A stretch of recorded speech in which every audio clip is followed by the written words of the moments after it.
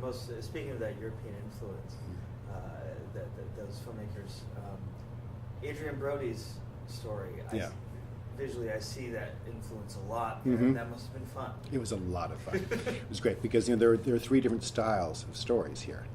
There's a reason for that. I'm not going to tell you. It's part of the mystery. But and this is a puzzle. It's not a Rubik's Cube, but it's a little puzzle. And I enjoy those things that audiences can think as they go along and think, oh, I think I know what's going. That's not what's going on. What's this is?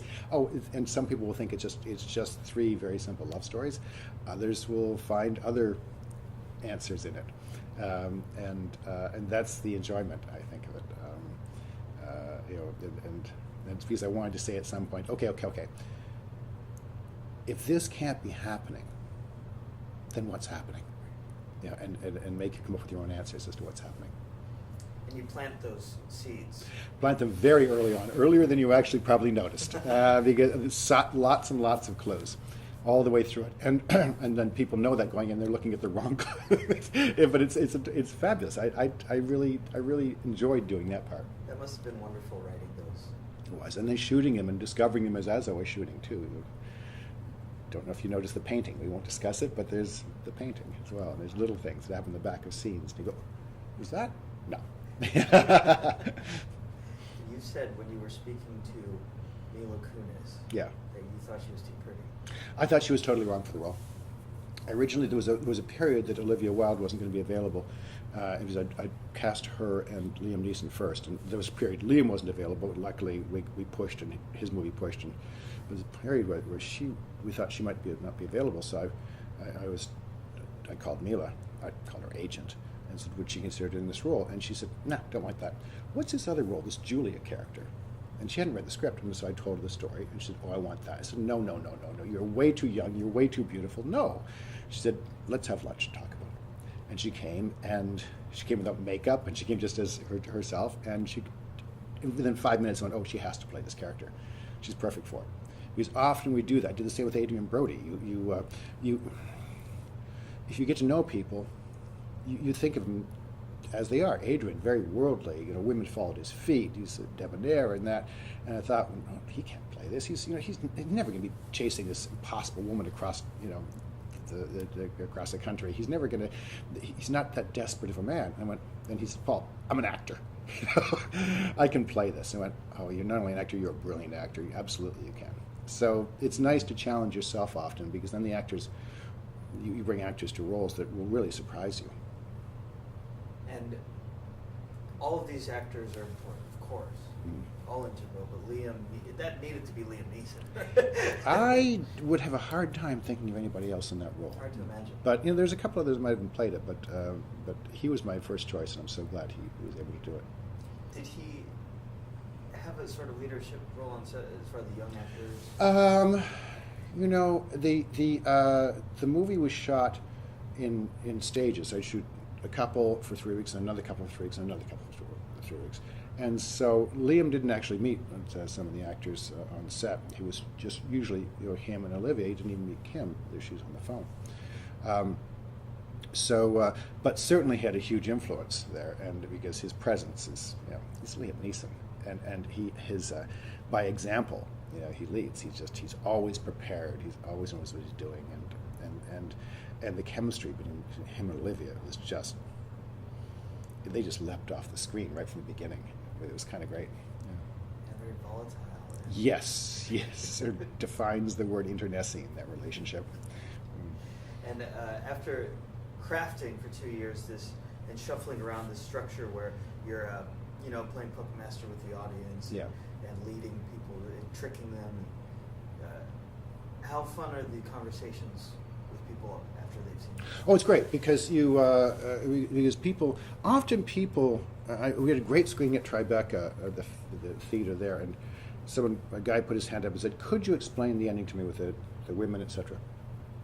I said, what did you think? And then he explained it to me so perfectly, better than I could have, and what they meant and why they were doing it and what it meant to and I said, so why did you ask me? You knew more than I did. But it's that often I find today, it's not enough to know. You want someone to tell you you're right.